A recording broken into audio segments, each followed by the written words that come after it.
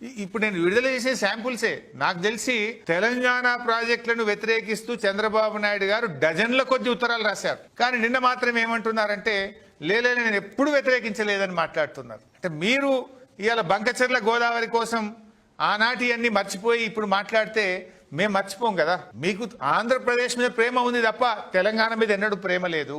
ఆంధ్రప్రదేశ్ హక్కుల కోసం మీరు మాట్లాడినారు తప్ప తెలంగాణకు న్యాయం కోసం ఏ రోజు కూడా మీరు మాట్లాడలేదు.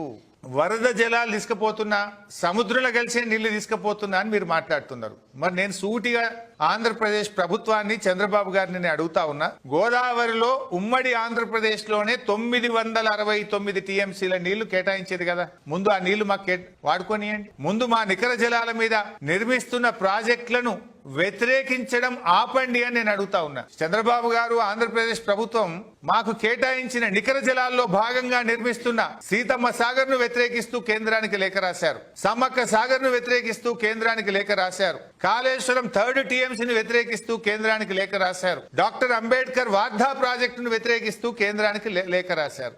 నిజంగా మీ ప్రేమ తెలంగాణ మీద నిజమైతే, సమన్యాయమే నిజమనుకుంటే, 2 కళ్ళ సిద్ధాంతమే నిజమైతే ఈ 4 ప్రాజెక్టులు తెలంగాణకు అనుమతులు ఇవ్వండి, మా ఆంధ్రప్రదేశ్ ప్రభుత్వానికి అభ్యంతరం లేదు అని వెంటనే కేంద్ర ప్రభుత్వానికి ఉత్తరం రాయండి.